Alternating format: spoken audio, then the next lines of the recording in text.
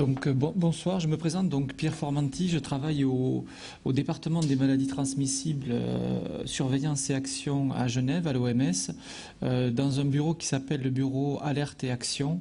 Et dans ce bureau, on est, disons, un peu le bras armé de la surveillance et de l'action du département maladies transmissibles. Et c'est ce bureau qui s'occupe de répondre aux épidémies. Mais avant de vous parler exactement de ce qu'on fait au niveau de la surveillance, je vais brièvement vous présenter ce qu'est l'Organisation mondiale de la santé, puisque certains d'entre vous peut-être ne connaissent pas cette organisation. Donc c'est une agence des Nations Unies qui a été créée en 1948 et qui est aujourd'hui, son siège est à Genève. Elle possède 192 États membres et 6 bureaux régionaux et un total de 4000 employés. Et vous voyez sur cette carte du monde, on peut voir les 6 différents bureaux régionaux, régions de l'OMS. Ça représente aussi au niveau des pays, bien qu'on ait 192 États membres, 141 bureaux pays qui sont distribués dans le monde entier et qui nous servent à nous, acteurs de la surveillance, justement comme un relais dans chaque pays. Le mandat de l'OMS est d'amener tous les peuples au niveau de santé le plus élevé possible. Et dans la constitution de l'OMS, on peut lire que la possession du meilleur état de santé qu'il est capable d'atteindre constitue l'un des droits les plus fondamentaux de tout être humain. Pour résumer 50 ans de travail au niveau de l'OMS, des succès ont été atteints, notamment au niveau de maladies comme la cystite des rivières en Afrique, mais aussi l'éradication de la variole. Actuellement, on est en cours d'éradiquer une maladie comme la polio et on soutient énormément de programmes de vaccination et des maladies comme la lèpre ont été largement diminuées. L'espérance de vie, globalement, elle aussi s'est améliorée. Les responsabilités au niveau du mandat de l'OMS sont assez nombreuses. On a des responsabilités au niveau de fonctions normatives, mise en place de standards internationaux, mais aussi validation internationale de consensus scientifique. On essaie aussi de développer de nouveaux concepts au niveau de la santé publique et de dialoguer entre les différents pays et les différents ensembles de pays, entre les pays développés et ceux qui le sont moins. Au niveau des responsabilités aussi, on a des responsabilités au niveau de la coordination des programmes de santé, de la réduction du fardeau de la maladie, promotion de la recherche, conseil au gouvernement. Et dans ces responsabilités, il y en a une qui est la surveillance internationale des maladies qui incombe à notre département. Et la surveillance, si on prend le terme je dirais à la base, c'est la collecte, l'analyse de données systématique et continue, ainsi que la dissémination de cette information aux personnes qui en ont besoin afin d'agir. C'est vraiment le créneau de notre département. Cette surveillance qu'on fait, c'est pour agir. On ne fait pas juste de la surveillance pour remplir des tableaux et construire des cartes de différentes couleurs. Tout notre département, et notamment le bureau alerte et réponse aux épidémies, est un bureau d'action. Avant de faire de la surveillance de maladies, il faut se poser plusieurs questions. Pourquoi est-ce qu'on fait de la surveillance? Est-ce que ça va avoir un impact au niveau de la santé des pays dans lesquels on travaille? Est-ce qu'on pourra, après avoir fait cette surveillance et détecter ces maladies, avoir une action quelconque en santé publique? Est-ce qu'on peut aisément obtenir des données dans ces pays dans lesquels on va faire de la surveillance? Et surtout, est-ce que l'effort financier en ressources humaines qu'on va développer est-il justifié? Une fois qu'on s'est posé ces questions et qu'on a eu des réponses positives, on peut à ce moment-là se donner des objectifs qui sont, au niveau de notre département, l'objectif majeur d'identifier les épidémies, de les suivre, de suivre aussi les tendances pour les maladies endémiques, par exemple des maladies comme la fièvre jaune, comme la méningite, d'évaluer l'impact des interventions de santé publique, de suivre les progrès vers l'objectif de lutte, et de, éventuellement, quand on arrive à le faire avec certains modèles mathématiques, prédire les épidémies à venir et estimer son impact futur, l'impact futur de la maladie. Ces objectifs sont assez ambitieux, mais globalement, on arrive, bon an, mal an, quand même à les atteindre chaque année. Et notamment, au niveau des prédictions des épidémies à venir, on fait de plus en plus de progrès, j'en parlerai peut-être à la fin de la conférence, sur certaines arboviroses, c'est-à-dire certaines maladies transmises par les moustiques. On travaille avec la NASA et des images satellites pour prédire de plus en plus, comme on peut prédire aujourd'hui le temps. On commence maintenant à prédire certains types d'émergence de maladies. Alors notre département en fait est basé sur 3 piliers. Endiguer ce qu'on appelle les risques connus, c'est-à-dire les maladies qu'on connaît bien comme la méningite et la fièvre jaune, des maladies contre lesquelles souvent on a un vaccin. Donc on a une équipe qui est dévolue à ce travail. Faire face à l'imprévu, c'est-à-dire travailler sur des maladies aujourd'hui inconnues ou alors mal connues. Ce sont surtout des maladies comme SRAS, les fièvres hémorragiques virales, des orthopoxvirus aussi. Et on a donc ça c'est l'équipe dans laquelle je travaille, et on a une troisième équipe qui renforce les capacités des pays, notamment au niveau de la surveillance épidémiologique, des capacités laboratoires, mais aussi maintenant de plus en plus sur la réponse aux épidémies et aussi la prise en charge clinique de certains patients pour certains types de maladies. Alors ceci se fait sous le chapeau, je dirais, du règlement sanitaire international, qui d'ailleurs est en cours de refonte actuellement. Donc ceci c'est une carte de ce dont je ne vais pas vous parler, car au niveau de l'OMS on a plusieurs gros programmes, notamment un programme sur le sida, un programme sur la tuberculose et un programme sur le paludisme qui s'occupent de la surveillance de ces grandes maladies. Notre département s'occupe plutôt des maladies justement qui ont un impact différent. Ce sont les maladies émergentes et réémergentes qui n'ont pas besoin d'un gros programme pour les suivre chacune. Et donc, on les suit plutôt en termes de générique, syndromique, je dirais, qu'en termes de maladies elles-mêmes. Et ces maladies émergentes et réémergentes, vous avez sans doute entendu parler d'elles. C'est surtout des maladies comme Ebola, comme monkeypox, comme SARS, comme la grippe aviaire, et il y en a bien d'autres, la peste, qui émergent et réémergent. Ce sont des maladies, si on les compare au sida, si on les compare à la tuberculose ou bien au paludisme, qui n'ont pas un impact important en nombre de personnes touchées ou en nombre de décès par an. Par contre, si on fait une analyse de l'impact économique de ces maladies, on voit très vite qu'une maladie comme SARS, qui a coûté environ 50 billions de dollars à l'ensemble des pays l'an dernier, ce sont des maladies qui ont des impacts énormes. Pas par le nombre de malades, puisque SARS, on peut se souvenir qu'il n'y a eu qu'environ 8000 cas et moins d'un millier de décès, mais par l'impact sur les économies que crée la panique liée à de nouvelles maladies. Et c'est ça que nous, dont on va parler. Ce qu'on essaye de faire, c'est d'essayer de calmer cette panique qui est liée à l'émergence de ces nouvelles maladies pour justement réduire l'impact économique dans certains pays. En plus, il y a une nouvelle menace qui est arrivée depuis, je dirais, qui s'est fait plus clair depuis ces 10 dernières années. On a eu des accidents biologiques, mais il y a aussi de plus en plus des personnes qui peuvent utiliser des agents infectieux de façon, je dirais, malicieuse. C'est ce qu'on appelle le bioterrorisme. Et vous vous souvenez de cette attaque à l'anthrax au mois d'octobre 2001 aux États-Unis, qui avait en fait été précédée par tout un tas d'incidents et d'attaques aussi avec des agents infectieux sur le sol américain. La révolution des biotechnologies actuellement fait de tels progrès qu'aujourd'hui, beaucoup de ces technologies sont disponibles un peu partout.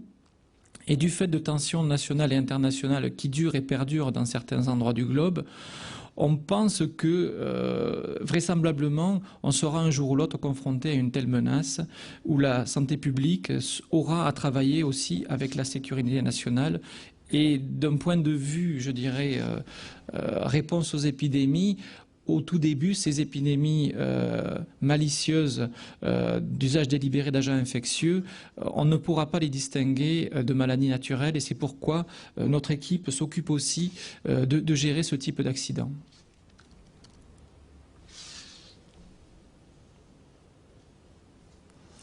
Voilà, donc au niveau de la surveillance, on est le bureau des opérations alerte et action.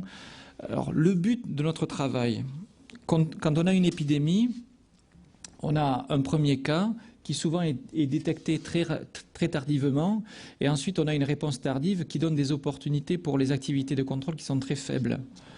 Or, en théorie, si on détecte plus rapidement ces épidémies, et si on répond plus rapidement à ces épidémies, on arrive à les contrôler plus facilement.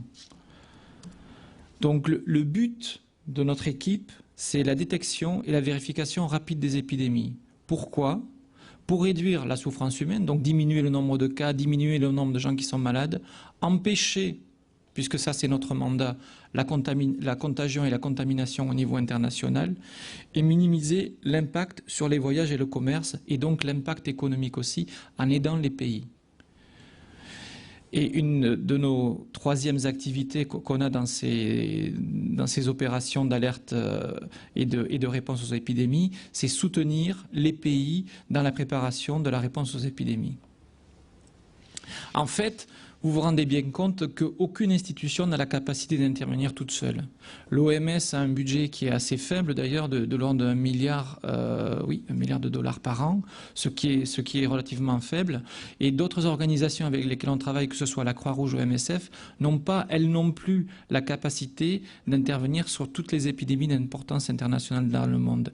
Et c'est pour ça que maintenant, ça fait environ 5 ou 6 ans, avec plusieurs professionnels au sein de l'OMS, on a essayé de créer un réseau mondial, qu'on appelle le réseau mondial d'alerte et de réponse aux épidémies, qui regroupe plusieurs institutions, plusieurs partenaires, des ONG, des institutions de recherche, dont par exemple l'Institut Pasteur, mais aussi Médecins sans frontières, les CDC à Atlanta, l'INVS ici en France, plusieurs institutions en Europe, mais dans le monde entier, y compris des pays comme la Chine, le Japon, des continents comme l'Afrique aussi, participent à notre effort, parce que seul, on ne peut pas y arriver.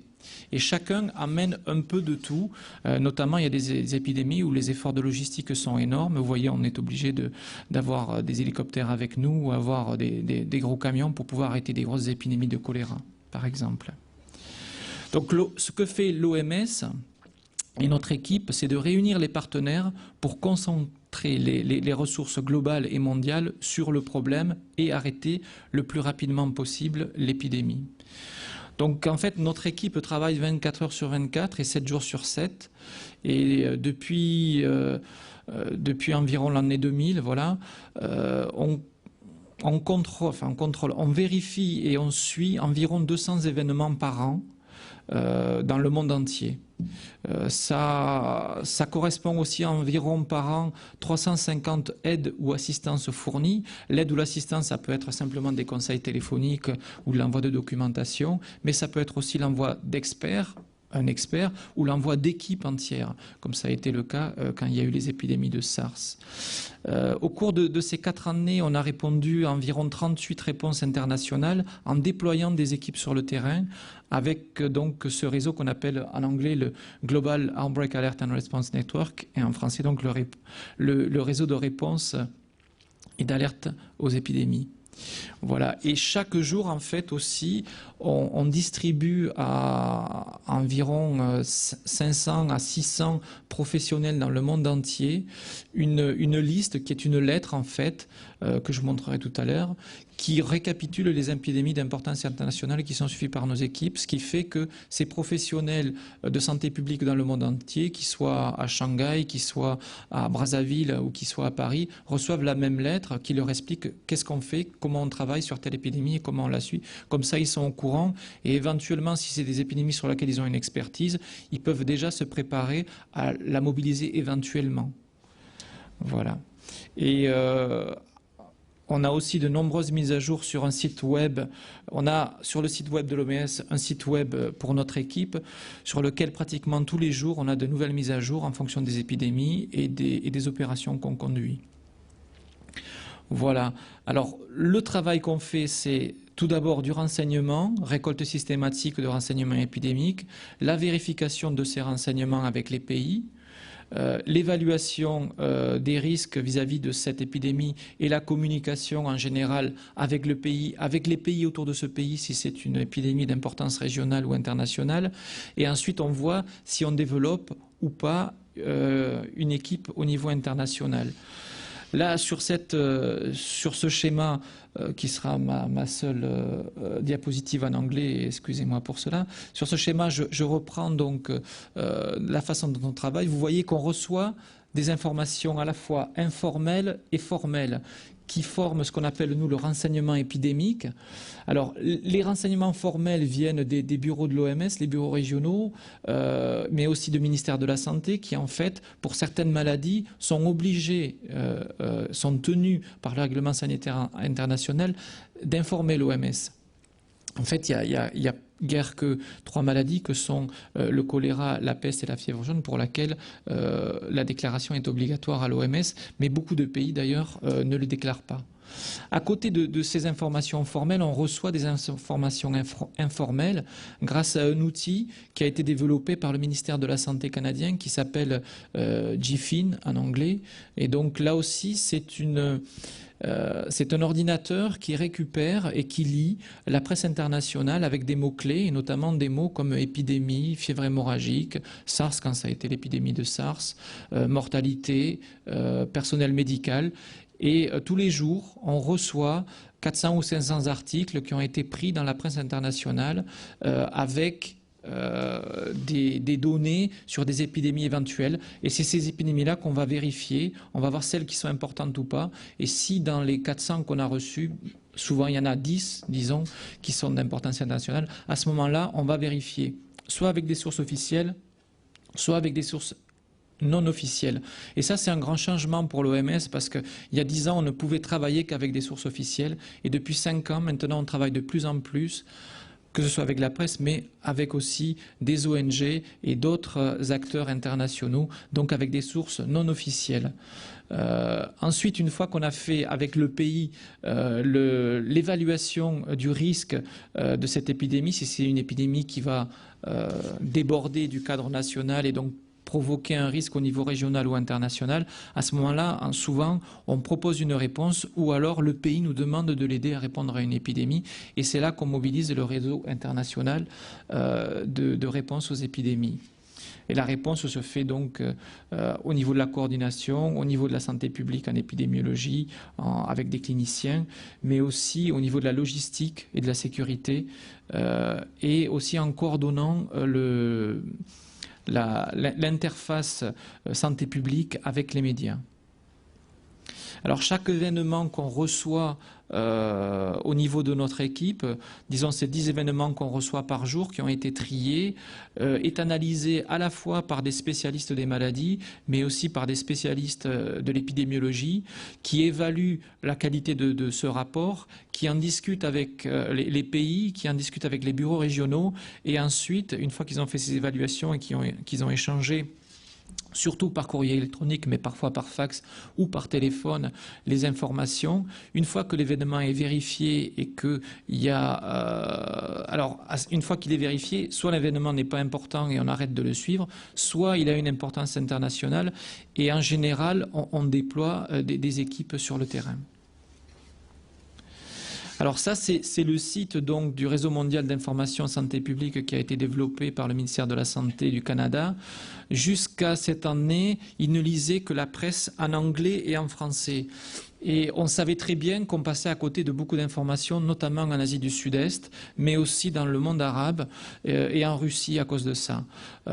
Et quand il y a eu la crise du SARS, des informations qui étaient dans la presse locale à Canton et à Hong Kong ne sont pas arrivées jusqu'à nous parce que justement on ne pouvait pas lire ces journaux. Et donc depuis cette année, cet appareil, donc cet ordinateur qui fait du renseignement, lit l'arabe, le chinois, le russe et l'espagnol, donc des journaux du monde entier. Et si on analyse un peu nos sources d'informations pour les épidémies et les événements épidémiques qu'on analyse, on s'aperçoit que ce système fournit environ 40% des alertes qu'on reçoit par rapport au système classique de l'OMS qui n'en fournit que 33%, et qu'un site comme ProMed, qui est donc un site de renseignement aussi de santé qui est aux États-Unis, lui ne ramène que 6% d'événements nouveaux à notre attention, alors que d'autres ONG ou d'autres réseaux que peuvent être par exemple le Center for Disease Control à Atlanta ou bien le réseau des Instituts Pasteur en France, nous ramènent environ, et MSF Sans Frontières par exemple, avec qui on travaille énormément, ou la Croix-Rouge, nous ramènent environ 22% d'informations sur le terrain. Donc vous voyez l'importance de l'outil média dans notre alerte et dans nos actions. Ceci, donc, c'est la lettre qu'on circule à environ 500 à 600 professionnels internationaux qui sont dans leur pays, en fait, des responsables nationaux de la surveillance, mais qui reçoivent cette lettre pour être informés du travail de l'OMS tous les jours. En fait, nous, on la reçoit parce que tous les jours, on discute, on a une réunion tous les matins à 9 h du matin pour discuter de toutes ces épidémies et faire le point et savoir qui fait quoi. Et donc, c'est les partenaires au niveau des pays qui reçoivent ça sont au courant. Par exemple, s'ils sont au Moyen-Orient, ils savent qu'en Arabie Saoudite, il y a une épidémie dont on n'a pas encore identifié la cause, avec 85 cas et un décès, et qu'il y a des points de contact qu'on peut avoir, on peut avoir des informations avec ces personnes, etc. Et donc, par exemple, moi je vois, quand on a des informations sur des pays comme l'Égypte ou des pays très touristiques, on a des gens qui nous appellent justement du ministère de la Santé en France pour avoir plus d'informations, pour mettre sur les sites. Et c'est pas qu'avec la France, c'est aussi avec des pays comme les États-Unis ou la Russie, qui aussi demande plus d'informations sur certains pays clés. Donc nous, on utilise tous nos partenaires informels, mais aussi on utilise surtout les bureaux régionaux qui aujourd'hui, depuis la crise SARS, en fait, s'organisent de plus en plus comme nous sommes organisés à Genève. Donc, depuis cette année, on a vu se créer des groupes de réponse aux épidémies dans toutes ces régions qui vont amplifier le travail qu'on faisait depuis 4 ans à Genève. Et donc, qui vont aussi nous permettre de faire beaucoup plus de travail au niveau des régions et au niveau des pays. Si on prend l'ensemble des événements détectés dans les 136 pays depuis 2001, vous voyez que les sources informelles sont beaucoup plus importantes que les sources officielles. Vous voyez aussi que la majorité en fait de notre action est sur l'Afrique, parce que aussi c'est sur l'Afrique où on a aujourd'hui le plus de gros problèmes au niveau santé publique, et où il y a aussi beaucoup d'ONG qui sont présentes et beaucoup de réseaux qui sont présents au niveau de la santé. Mais à nouveau, depuis la crise SARS, les régions du Pacifique et de l'Asie du Sud-Est, donc l'Inde, la Chine et tous ces pays jusqu'à la Malaisie, jusqu'à l'Australie, maintenant sont de plus en plus actifs, et on reçoit, si j'avais mis celle de cette année, ces régions-là maintenant sont de plus en plus demandeuses et de plus en plus à rapporter des événements à l'OMS pour essayer de coordonner des réponses. Alors je parlais de SARS, mais aussi c'est vrai que l'épidémie de grippe aviaire l'an dernier et cette année a aussi fait beaucoup bouger les pays de l'Asie du Sud-Est, parce que ça a eu des impacts économiques énormes sur leurs économies. Alors sur ces 636 événements, si on fait une analyse rapide, vous verrez que la majorité sont vérifiés, que 10% environ ce sont des rumeurs non fondées, notamment des rumeurs non fondées dans des pays ou dans des régions qui sont assez difficiles d'accès. En général, on a des rumeurs non fondées dans des zones du Pakistan, entre le Pakistan et l'Afghanistan, comme par hasard, ou alors dans des zones du Soudan qui sont incontrôlables. Mais on arrive, la majeure partie du temps, à démontrer que ce sont des rumeurs. Le problème qu'on a, c'est avec des événements qu'on n'arrive pas à vérifier. Vous voyez, 13% invérifiables. Et pour reprendre à nouveau l'exemple de SARS, au début, les rumeurs qu'on a eues sur ces épidémies de SARS étaient invérifiables avec les réseaux classiques. Donc vous voyez, c'est ces 13% qu'on essaye de diminuer le plus possible. Si je prenais les premières années, la partie invérifiable était plus importante que ça. Donc maintenant, on s'améliore et on essaye, tant faire ce que se peut, que la partie invérifiable de nos événements soit le plus petit possible. Donc les opérations elles-mêmes, c'est-à-dire on a déployé des équipes depuis l'an 2000 dans 26 pays, on a mobilisé plus de 350 experts dans 38 opérations de réponse aux épidémies. Donc ça va de contrôle d'épidémie d'Ebola à Goulou jusqu'aux épidémies de SARS, à des épidémies de méningite et de choléra. Ou alors des épidémies par exemple d'encéphalite à virus Nipah au Bangladesh et en Malaisie. Donc vous voyez, c'est énormément de pays, du Gabon jusqu'à l'Afghanistan. Et les maladies, la majorité, vous voyez, on ne peut pas dire qu'il y ait une maladie qui ressort plus qu'une autre. On a eu énormément d'activités sur les épidémies d'Ebola depuis 4 ans. SARS l'an dernier énormément aussi, mais on ne peut pas dire qu'il y a une maladie qui sorte du lot par rapport aux autres. Et c'est pour ça que on recherche les événements anormaux plutôt que de se dire on va travailler sur tel ou tel type de maladie. Donc on a vraiment une approche syndromique. Là, c'est pour vous donner une idée à 9 ans de tous les événements dans le monde entier qui ont été suivis et vérifiés. Vous voyez qu'on a une activité toujours très importante sur l'Afrique, moins importante en Amérique du Sud, mais quand même, on a de plus en plus maintenant les partenaires d'Amérique du Sud qui travaillent avec nous intensivement au niveau de la surveillance. Et bien sûr, le nord de l'Amérique aussi. Voilà. Pour continuer, je vais prendre 2 exemples clés qui sont les exemples qu'on n'utilise pas le plus, mais qui sont assez, je trouve, caractéristiques de nos interventions. C'est comment on répond aux épidémies d'Ebola, qui sont des épidémies d'importance nationale, mais qui peuvent avoir une importance internationale, et comment on répond aux épidémies, à l'épidémie de SARS l'an dernier, qu'est-ce qui s'est passé, et quelles sont les leçons qu'on a pu tirer de ces épidémies. Donc la fièvre à virus Ebola, donc en fait on a 4 souches différentes de virus Ebola. C'est une maladie qui a une forte mortalité et dont on n'a ni traitement ni vaccin aujourd'hui et dont l'origine est toujours inconnue. C'est une maladie qui est transmise directement de personne à personne et on sait aujourd'hui maintenant que la plupart des cas index se contaminent en fait en trouvant des animaux morts en forêt, que ce soit des chimpanzés, des gorilles ou d'autres animaux qui en fait meurent de la maladie. L'amplification des épidémies se fait au niveau des hôpitaux ou au niveau des familles par contact avec les patients.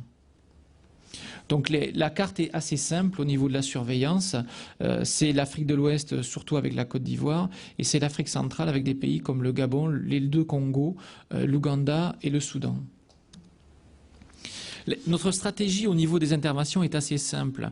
En général, la première chose qu'on fait, c'est d'établir un comité de coordination des activités de lutte au niveau du pays, quand on est invité à venir.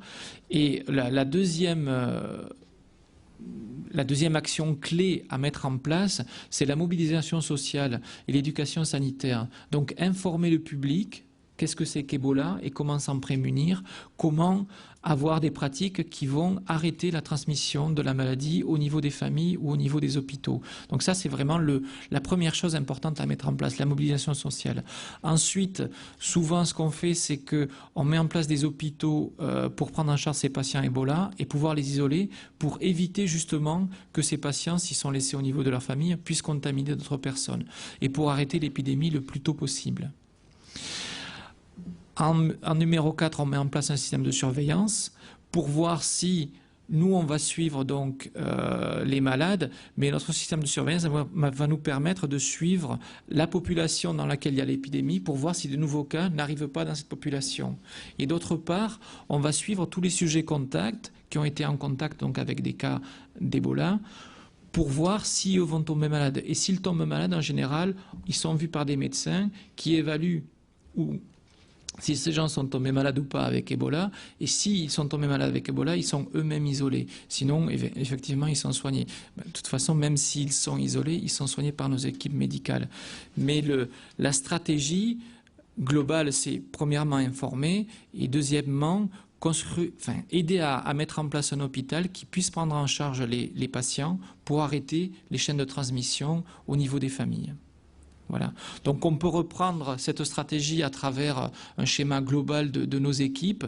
Souvent, on a une équipe coordination, une équipe mobilisation sociale et éducation sanitaire, une équipe prise en charge des cas qui est donc à l'hôpital, et c'est souvent avec des partenaires comme MSF qu'on travaille à ce niveau-là, une équipe surveillance et laboratoire, et une équipe logistique et sécurité.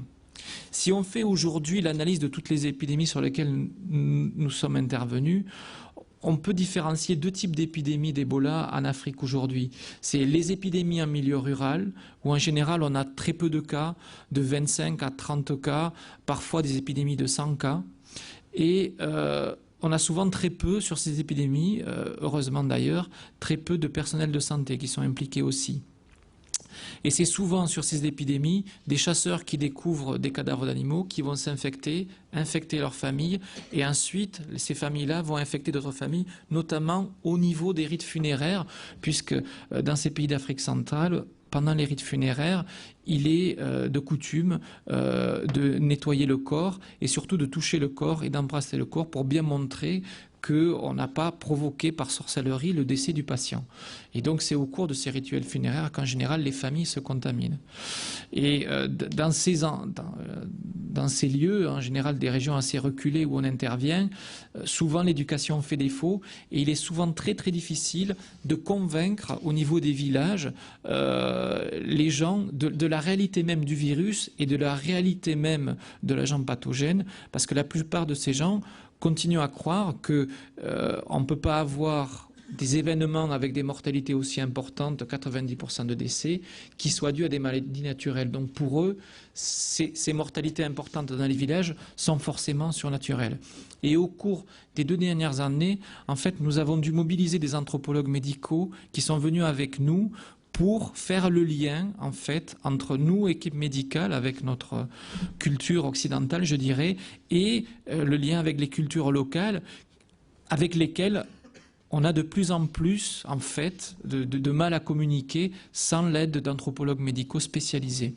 Et actuellement, d'ailleurs, on est en train de développer un réseau avec des anthropologues médicaux dans le monde entier, non seulement pour intervenir sur des épidémies de type Ebola, mais aussi sur des épidémies de maladies émergentes dans tous les pays du monde.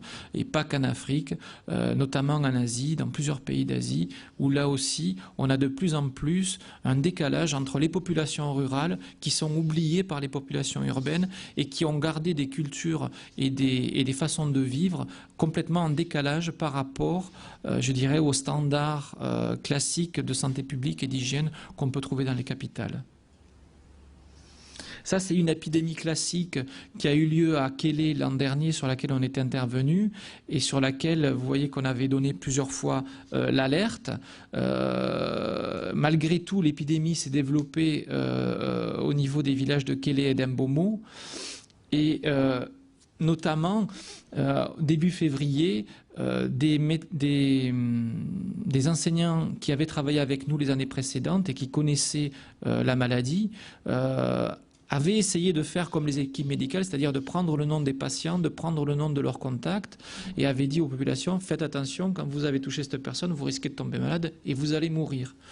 Eh bien, quand ceci s'est passé, les équipes étaient en route entre Brazzaville et Mbomo, et les enseignants ont eu raison, il y a eu des personnes qui avaient touché des cas d'Ebola qui sont décédées, et la population locale, menée par des tradipraticiens locaux, mais aussi sans doute des hommes de pouvoir en sous-main, ont provoqué des lynchages de ces professeurs, puisqu'ils avaient prédit la mort de ces gens qui étaient sur leur liste, et 4 enseignants ont été lynchés, donc tués, à coups de bâton et de cailloux dans ces villages, pour vous donner une idée du décalage, une fois de plus, entre les cultures de certaines équipes médicales internationales et la culture qu'on va rencontrer dans certains villages, dans d'endroits reculés, dans certaines régions. Et à nouveau, pas seulement en Afrique. Et c'est grâce au travail qu'on a fait avec des anthropologues médicaux qui étaient avec nous qu'on a pu rompre cette chaîne-là et arriver à convaincre les populations que que nous-mêmes d'ailleurs et ces enseignants ne pratiquaient pas de sorcellerie et on ne prévoyait pas la mort des gens, mais que c'était simplement des calculs épidémiologiques. Cette année, grâce à cette épidémie à Kelley, on a pu former beaucoup de nationaux et 6 mois à 10 mois plus tard, ils ont eu à nouveau une épidémie d'Ebola qu'ils ont gérée pratiquement tout seuls, donc les nationaux. Et ça aussi, ça fait partie de notre travail, nous, équipe internationale, avec tous nos partenaires, de former des nationaux pour qu'ils puissent eux-mêmes contrôler des épidémies localement. C'est ce qui s'est réalisé à Mbomo au mois d'octobre-novembre 2003, où il y a eu très peu de cas et où parce qu'ils ont suivi les consignes classiques d'isolement des malades, arrêté très rapidement l'épidémie. Nous, on a pu travailler, on est arrivé presque à la fin de l'épidémie, parce qu'il y a eu des petits problèmes, notamment avec l'isolement de certains malades au niveau d'un hôpital à Mbomo. Et donc, on est arrivé aussi avec des nouvelles techniques de diagnostic qui ont été mises en place sur le terrain et sur lesquelles maintenant on va de plus en plus travailler, puisque ça fera l'objet de la suite. On a maintenant des espoirs de voir des nouveaux traitements et des nouveaux vaccins pour ce type de maladie. Mais d'abord, je vais vous parler des épidémies en milieu urbain.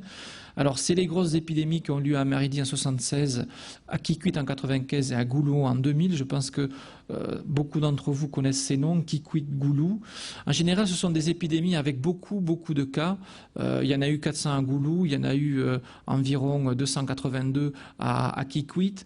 En général, c'est une seule introduction dans la population et ensuite il y a une transmission au niveau de l'hôpital parce que les gens ne portent pas de gants, tout simplement parce qu'ils n'en ont pas.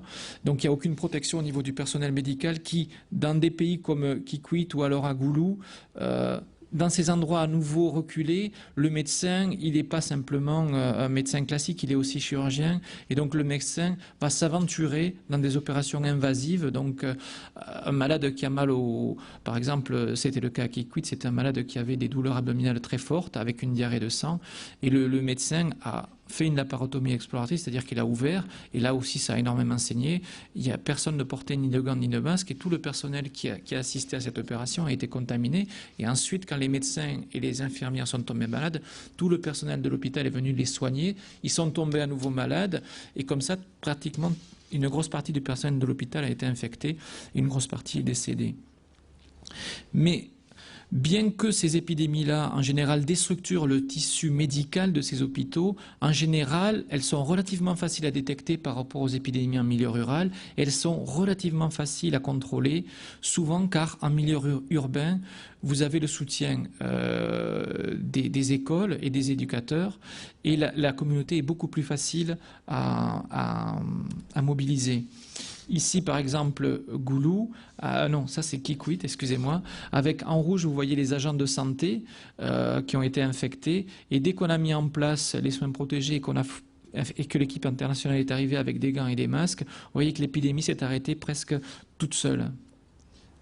Voilà. Aujourd'hui, les leçons apprises au cours de ces flambées, c'est que l'alerte et la surveillance est de plus en plus facile et meilleur parce qu'on travaille pas seulement avec le ministère de la Santé, mais avec un tas d'ONG qui travaillent sur le terrain avec nous, que ce soit d'ailleurs des ONG comme Médecins sans frontières ou des ONG qui travaillent sur la faune, puisque vous avez vu que, par exemple, Ebola est une zoonose et donc on a des animaux qui meurent en forêt.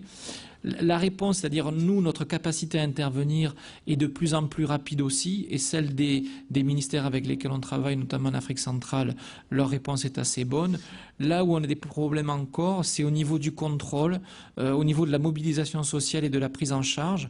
Pourquoi au niveau de la prise en charge? Parce que dans ces zones très reculées, souvent quand on arrive, les centres de santé, c'est juste une pièce et il nous est arrivé maintenant plusieurs fois de devoir construire des hôpitaux avec des tentes, comme on fait des hôpitaux choléra avec des tentes. Donc on construit des hôpitaux des fois dans des endroits à partir de rien. Et pourquoi on les construit là-bas? Pour éviter justement d'amener l'épidémie dans un grand centre urbain où elle serait beaucoup plus difficile à contrôler. Voilà, et ça, brièvement, donc c'est la dernière épidémie d'Ebola au Sud-Soudan, où on a eu en plus, en milieu rural, un problème avec beaucoup de cas de rougeole sévère chez des adultes, qui étaient en fait confondus avec des cas d'Ebola, et qui a causé beaucoup de problèmes.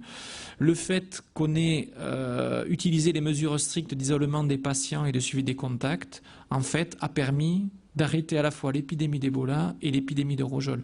Mais on a eu de la chance parce que les deux épidémies étaient relativement petites. Si elles avaient été beaucoup plus grosses, on aurait eu d'énormes soucis. Et c'est pour ça qu'on essaye de plus en plus de tester sur le terrain des moyens de diagnostic de plus en plus fiables. Voilà, et les perspectives donc au niveau de maladies comme Ebola, mais ça pourrait être aussi pour des maladies comme les encéphalites à virus Nipah ou d'autres maladies émergentes. L'importance de programmes interrégionaux de surveillance épidémiologique, souvent qui font intervenir les deux, c'est-à-dire à la fois la surveillance épidémiologique chez l'homme et chez l'animal. Tout à l'heure, je vous ai parlé des maladies émergentes qui étaient SARS, qui étaient Ebola, qui étaient Nipah. Il faut savoir que 75% des maladies émergentes sont souvent des zoonoses, c'est-à-dire des maladies d'origine animale. Et c'est donc pour cela que souvent, que ce soit au niveau régional, mais maintenant au niveau international aussi, on travaille énormément avec les services vétérinaires et les services qui s'occupent de santé animale pour coordonner nos efforts et pour que les uns, notamment les services de santé animale, puissent nous avertir et que nous, on puisse déployer nos équipes dès le début des épidémies. De plus en plus, on évalue des nouveaux tests sérologiques et virologiques de terrain. Alors ça, c'est vrai pour Ebola, mais c'est vrai pour toutes les maladies, parce que de plus en plus, sur certains types de maladies, comme les encéphalites à virus Nipah ou Ebola, ou bien la fièvre hémorragique à Crimée-Congo, on a un besoin d'isoler des patients, donc on a un besoin d'avoir un diagnostic de certitude plus important que juste quelqu'un qui a de la fièvre. Donc ça, c'est des efforts importants qui sont faits et on travaille avec plusieurs types de partenaires, hein, que ce soit à nouveau les CDC à Atlanta ou les Instituts Pasteur ici ou d'autres laboratoires diagnostiques dans le monde entier d'ailleurs. Avec Ebola, donc de plus en plus, on a des traitements nouveaux qui arrivent et des candidats vaccinaux. Et là, on travaille avec les pays concernés pour voir, avec des comités d'éthique, comment on peut mettre en place des traitements compassionnels contre ce type de maladie. Et je vous l'ai déjà dit, on développe des programmes avec des anthropologues médicaux pour améliorer nos actions de mobilisation sociale, échanger à la fois les comportements des populations, mais aussi parfois les comportements des équipes médicales internationales. Voilà, maintenant, brièvement aussi, je vous parlerai une synthèse des épidémies de SARS. Donc SARS, c'est le syndrome respiratoire aigu sévère. Je pense que beaucoup d'entre vous ont entendu parler de cette épidémie l'an dernier.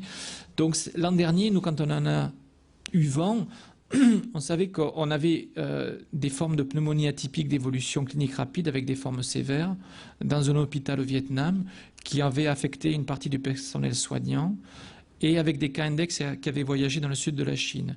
Et on avait l'impression qu'il y avait une extension internationale rapide.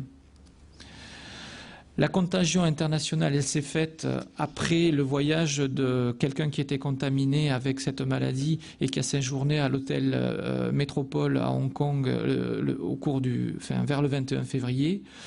Et cette personne a contaminé plusieurs personnes qui étaient dans cet hôtel, et qui ont voyagé dans plusieurs pays, vous voyez, comme le Canada, l'Irlande, les USA, Singapour, l'Allemagne, etc.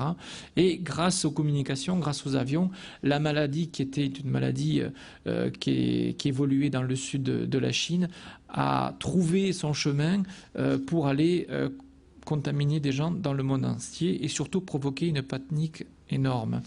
Vous voyez, quand on prend aujourd'hui la courbe épidémique du SRAS, l'OMS a déclaré l'alerte mondiale le 12 mars, alors que l'épidémie était déjà bien établie pendant le mois de février. Et cette première épidémie ici, dans le sud, oui, moi je l'ai, vous l'avez pas, ah voilà, dans le sud, dans la région de Canton, cette épidémie, justement, nous, on n'a pas pu la détecter. Bon, on a détecté des événements à partir de début février qui nous faisaient penser qu'il y avait des épidémies de grippe atypiques dans cette zone-là.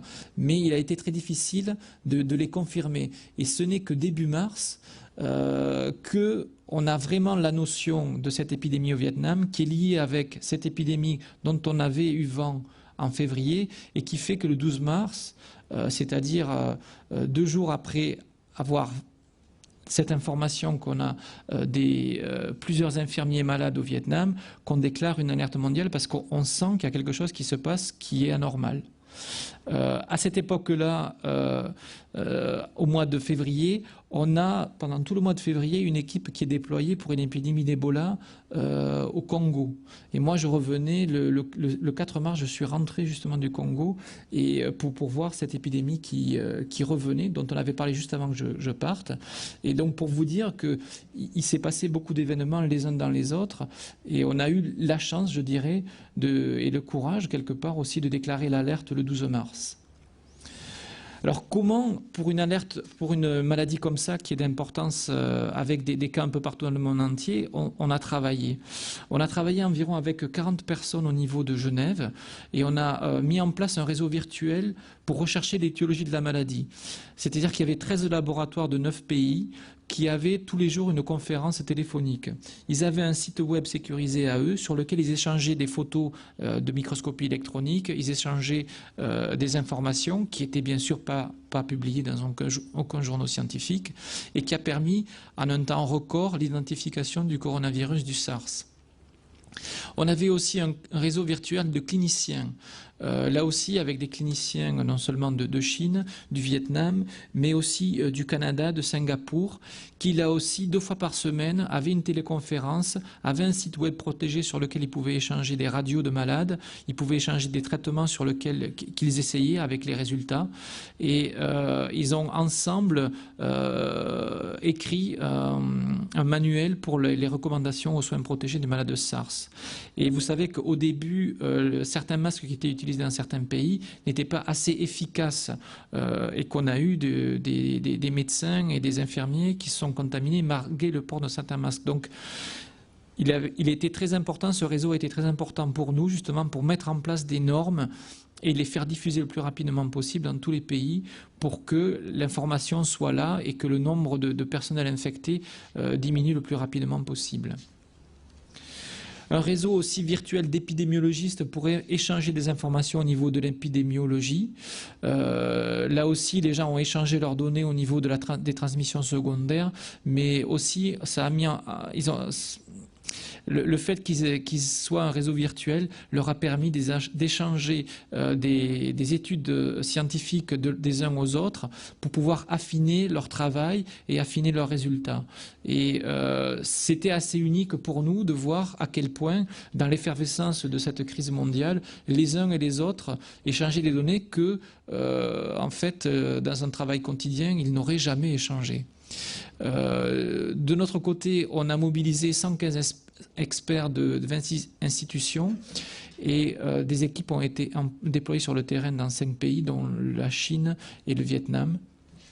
Et on a eu aussi un groupe qui s'est occupé de modélisation, c'est-à-dire d'extraire toutes les données cliniques, épidémiologiques, et d'en faire un modèle pour prédire ou pas si l'épidémie allait s'arrêter ou pas en fonction des recommandations qu'on avait données pour le contrôle de l'épidémie, notamment pour la protection des personnels soignants.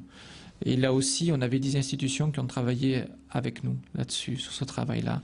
On avait un groupe de gestion au niveau de l'OMS qui avait des conférences téléphoniques toutes les 2 fois par semaine et qui, entre Genève et les bureaux régionaux et les pays, communiquaient donc 2 fois par semaine, à la fois les informations, les nouvelles scientifiques, je dirais, mais aussi les informations qui étaient partagées avec la presse, et les informations au niveau de tout ce qui pouvait permettre d'arrêter le plus rapidement l'épidémie. Il y avait un groupe de communication aussi qui a été mis en place et qui a donné naissance à 10 communiqués de presse, 11 conférences de presse, de nombreuses interviews, jusqu'à 3500 histoires de presse par jour sur SARS à l'époque. 62 rapports ont été mis sur le site web de l'OMS qui a été visité à l'époque par plus de 10 millions de visiteurs. Il faut savoir que actuellement, par exemple, il y a moins d'1 million de visiteurs par jour sur le site web de l'OMS. Donc, on avait 10 fois plus de visiteurs que d'habitude. Donc, on avait notre site web de l'OMS, le site web du département de surveillance aux épidémies, le site web de la réponse aux épidémies et en plus, sur certaines parties du site web, les recommandations de l'OMS pour la prise en charge de l'épidémie, la prise en charge des patients et d'autres types de recommandations. Nos mesures de contrôle étaient basées sur 3 grands piliers, je dirais, la surveillance active, l'identification et le suivi de tous les contacts tout comme on avait fait, je dirais, pour Ebola. Et en fait, toutes nos interventions, notamment sur l'Afrique, mais aussi sur l'Asie, sur des maladies comme Nipah et Ebola, nous ont permis d'être prêts quand on a eu l'épidémie de SARS, parce qu'en fait, on a appliqué pratiquement les mêmes mesures de contrôle qu'on avait mis en place pour Ebola dans ces contrées. Et ensuite, les recommandations vis-à-vis des voyages, c'est-à-dire information aux voyageurs et contrôle des voyageurs. Au total, vous voyez que c'est une épidémie au niveau international qui n'est pas énorme, puisque 8098 cas, 774 décès dans 26 pays, dont 20 pays sans transmission locale, parce que justement les pays ont appliqué les mesures de contrôle classiques. Mais c'est une épidémie qui a coûté très très cher aux économies d'Asie centrale. Et c'est suite à cette épidémie-là que les pays d'Asie, pardon, pas centrale, mais d'Asie du Sud-Est, se sont regroupés et ont eu plusieurs conférences des ministres de la santé de ces pays-là, justement pour mettre en place des équipes de surveillance et de réponse aux épidémies au niveau de cette région. Et ces équipes, justement, ont été opérationnelles quand il y a eu l'épidémie de grippe aviaire au début de cette année. Là aussi, c'est pour vous donner une idée de l'étendue de la maladie au niveau mondial. Ce dont on s'est aperçu et les leçons qu'on peut tirer de l'épidémie de SARS sont assez simples. La communication est clé, non seulement entre l'OMS et les pays, mais entre l'OMS et le public, entre l'OMS et les médias. C'est un événement multisectoriel qui ne concerne pas seulement la santé, mais aussi l'économie et pratiquement, je dirais, le ministère des Transports, le ministère de l'Industrie et bien d'autres ministères, par exemple le ministère aussi de l'Intérieur, puisque souvent, dans la réponse à ces épidémies, même SARS, dans certains pays, l'armée a été mobilisée. Souvenez-vous de l'armée chinoise qui a construit en quelques jours un hôpital à Pékin pour isoler des patients et isoler des contacts. Donc, une autre chose qu'on a retenue, c'est que l'action doit être basée sur des évidences et que pour être efficace, un système d'alerte et de réponse doit aussi être basé sur des informations fiables et sur des informations qui peuvent être, je dirais, critiquées et évaluées par des experts internationaux, d'où l'importance de la mise en réseau de tous ces experts et la mise et le partage rapide des données. Des données de ces informations. L'importance aussi du partenariat mondial. Sur des épidémies comme ça, un pays seul ne peut pas faire face. Il y a des problèmes, vous le savez, de politique internationale, je ne reviendrai pas là-dessus, mais il y a un rôle unique que l'OMS peut jouer, justement, parce que l'OMS est une organisation neutre, qu'elle est une agence technique et qu'elle a un accès privilégié à tous ces pays. Et je crois que ça, c'est quelque chose qui a été reconnu par l'ensemble des pays membres. L'importance aussi de déclarer dans les délais. Vous savez que la Chine a tardé à déclarer à l'OMS justement tous ces cas de pneumonie atypique dans le Sud, ce qui a provoqué en fait la contagion au niveau international via l'hôtel Métropole. Donc il est important dans le futur justement qu'on bâtisse sur cela et que la transparence au niveau des épidémies soit plus de règles qu'elle n'a l'a été dans le passé. Il faut, en tout cas à notre niveau, utiliser plusieurs sources d'information et pas seulement les sources d'information qui viennent des ministères de la Santé, mais on se rend compte maintenant que avec le recul, que de plus en plus, même les ministères de la Santé des pays, que ce soit les pays en développement ou les pays en voie de développement, utilisent eux aussi de plus en plus la presse et les sources informelles en dehors de leur réseau de surveillance pour avoir des informations sur les épidémies. Il y a aussi besoin d'une interface opérationnelle pour permettre une consultation en réponse avec les pays, et cette interface opérationnelle, nous pensons que c'est justement l'OMS, c'est son rôle. Les conclusions. Dans le monde d'aujourd'hui, une maladie infectieuse n'a pas de frontières. Hein. C'est une menace pour tous les pays. On l'a bien vu avec une épidémie comme SARS, mais c'est la réalité avec d'autres épidémies aussi, comme la grippe aviaire par exemple. L'information et les recommandations sur les voyages et les voyageurs peuvent aider à contenir la majorité du temps la diffusion internationale d'une maladie infectieuse. Donc il y a des mesures simples de contrôle qui sont efficaces et qu'on peut mettre en place. Ce qu'on a vu aussi avec SARS, c'est que les experts-chercheurs, microbiologistes, virologistes, épidémiologistes et cliniciens savent et peuvent travailler ensemble pour les besoins de la santé publique, en dépit de la forte pression qu'ils ont la plupart du temps pour publier dans des revues scientifiques. D'autre part, les maladies infectieuses émergentes ont souvent un impact économique négatif. Aujourd'hui, je dirais même inutile sur le tourisme, les voyages et le commerce. Donc, plus l'information passe rapidement, plus les gens, et on arrête la panique uniquement avec cela, avec plus d'informations et de l'information crédible.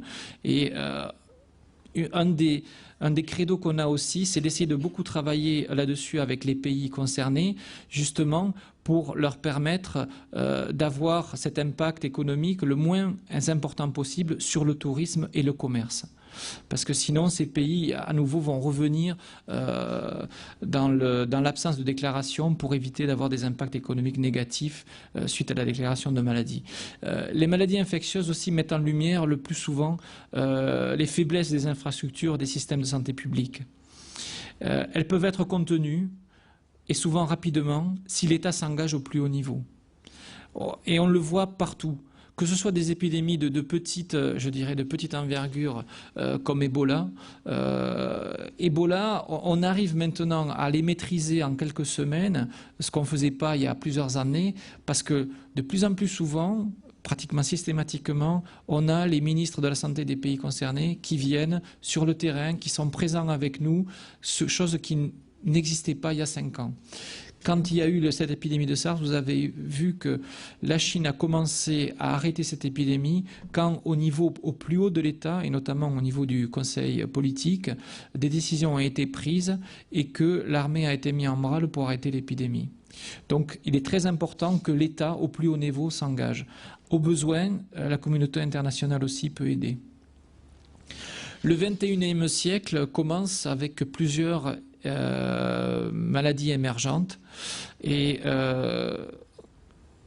ça demande une nouvelle approche et on pense que on va devoir de plus en plus avoir une approche syndromique vis-à-vis de ces maladies et d'avoir des spécialistes par syndrome plus qu'avoir des spécialistes par maladie pour toutes ces maladies, une fois de plus, qui n'ont pas un grand impact en termes de nombre, mais des gros impacts en termes d'économie.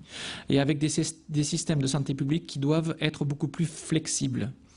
D'autre part, les systèmes nationaux et internationaux doivent être mieux connectés et mieux interconnectés pour échanger les informations, et parce que les informations internationales peuvent aussi bénéficier à la qualité des services et des systèmes de santé publique nationaux. La collaboration aussi doit être multisectorielle et à plusieurs niveaux. La santé publique, ce n'est pas simplement le problème du ministère de la Santé. La santé publique, c'est le problème de plusieurs types de ministères et à plusieurs niveaux dans ces ministères-là. Les réseaux d'experts doivent être inclusifs et permettre la participation des meilleures institutions et des meilleurs experts. Un système de communication entre les réseaux nationaux et internationaux doit être systématiquement pensé, mis en place avant les épidémies, pas après. Et il faut aussi avoir parfois le courage de prendre et de mettre en application des décisions rapidement et efficacement en se fondant sur des informations qui sont parfois limitées. Ça a été le cas d'ailleurs pour SARS, mais c'est le cas bien souvent pour d'autres types d'épidémies sur lesquelles on intervient. C'est-à-dire que on ne peut pas, sur ce type d'épidémie, avoir toujours ce que les Américains appellent des SOPs, c'est-à-dire des opérations standards de réponse. C'est-à-dire qu'on ne peut pas avoir chaque fois qu'on va intervenir sur le terrain les réponses dans des guides déjà écrits. Il faut savoir aussi inventer sur le terrain et avoir des experts qui ont la capacité de s'engager et d'avoir le courage de prendre des décisions sur place. D'autre part, il faut continuer et encourager la transparence au niveau des prises de décision et aussi utiliser des nouvelles technologies parce que on rentre dans le 21e siècle et nous, de plus en plus, d'ailleurs, on travaille, je vous l'avais dit, avec des organisations comme la NASA pour essayer de prédire les émergences de certains types de maladies. Et une chose qui est très importante dans nos équipes, c'est aussi l'engagement. Voilà, j'espère que je n'ai pas été trop long et je vous remercie de votre attention.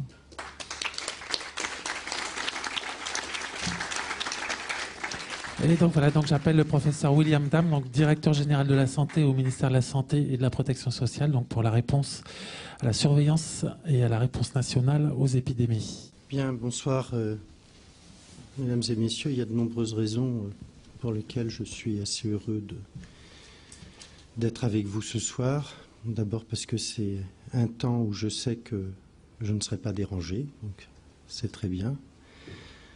Ensuite, parce que les manifestations organisées ici dans cette maison sont d'excellente qualité. On vient d'en avoir un exemple. Plus personnellement, avant d'être directeur général de la santé, j'ai fait de la médecine et de l'épidémiologie, et ce qui m'a véritablement passionné, c'est la surveillance épidémiologique. J'ai notamment eu le bonheur de travailler et de monter 3 systèmes de surveillance qui existent encore, qui continuent de fonctionner, l'un sur la grippe, l'autre sur la pollution atmosphérique en région Île-de-France, c'était le projet Air Pur, et également sur la surveillance du sida. Ce qui m'a toujours attiré, c'était ce que l'on vient de très bien vous expliquer, le caractère très appliqué, très utile de cette activité épidémiologique, et le fait aussi que cela permettait d'impliquer les professionnels de la santé d'une part, mais aussi d'une certaine façon la population d'autre part. M. Formanti l'a très bien dit, les épidémies n'ont pas de frontières. Mais il a dit aussi quelque chose de très important, c'est que pour qu'une surveillance internationale s'exerce, et c'est comme ça qu'il faut qu'elle soit organisée, il faut qu'elle soit également existante dans chacun des pays. Et donc je vais vous expliquer avec le plus d'exemples possible comment cela fonctionne dans notre pays actuellement. La Direction générale de la santé n'est pas chargée de la surveillance épidémiologique directement. Cette direction du ministère de la Santé prépare la politique de santé publique du ministère, du ministre, avec principalement 2 programmes. Un programme qui concerne la prévention, nous n'en parlerons pas ce soir, mais on en a parlé ici toute la journée, puisque le programme national nutrition santé a réuni un très important colloque, et un des grands objectifs de ce programme est la lutte contre l'obésité. Le programme dont nous allons parler ce soir concerne la veille et la sécurité sanitaire, c'est-à-dire l'ensemble des mesures que nous mettons en œuvre pour protéger des risques que tout un chacun ne peut pas contrôler lui-même. Le fait de fumer ou pas, c'est d'une certaine façon sous la gouvernance de chacun d'entre nous. Mais le fait de choisir de respirer un air pur ou un air sain, ou de boire une eau qui est potable ou qui n'est pas potable, ce n'est pas sous le contrôle de chacun d'entre nous. Et c'est cela que nous appelons sécurité sanitaire. Pour le faire, nous avons plusieurs types de relais. Les uns dont je ne parlerai pas ce soir, ce sont nos DAS et nos DRAS, nos directions départementales des affaires sanitaires et sociales et nos directions régionales des affaires sanitaires et sociales. C'est environ 10 000 personnes dans le pays. Nous avons, je vous en parlerai un peu plus tard, surtout pour faire de la surveillance épidémiologique, un ensemble d'agences qui ont été créées récemment, qui datent d'il y a moins de 10 ans. Et la principale d'entre elles, pour ce qui nous rassemble ici ce soir, c'est l'Institut de veille sanitaire. M. Formanti l'a mentionné tout à l'heure, l'INVS, qui est effectivement, d'une certaine façon, le correspondant français de l'équipe de M. Formanti. Nous avons un instrument juridique qui est rassemblé dans un code, qui est le Code de la santé publique, et ce dont nous allons parler ce soir, c'est la manière dont nous organisons pour faire face aux risques d'épidémie dans notre pays. Je vais vous parler de 4 choses. D'abord, d'épidémiologie et de surveillance, parce que la culture épidémiologique dans notre pays n'est pas si développée qu'elle ne mérite pas quelques éclaircissements. Nous parlerons du rôle de la surveillance dans le contrôle des épidémies. Cela vient d'être excellemment fait. Je compléterai par quelques points, mais je partage entièrement le constat, les enseignements et les recommandations de l'Organisation mondiale de la santé avec qui nous sommes en contact quasiment quotidiennement. Un de mes collaborateurs très proches, par exemple, participe à la réunion sur la révision du règlement sanitaire international, qui est une pièce très importante pour le futur. Je vous dirai un mot de ce que l'on fait concrètement en France et nous terminerons par quelques grands enjeux liés à l'activité de surveillance épidémiologique. Étymologiquement, c'est assez simple. C'est épi, démos, logos. Épi sur, démos, le peuple, logos, la science. L'épidémiologie, c'est la science de ce qui s'abat sur le peuple.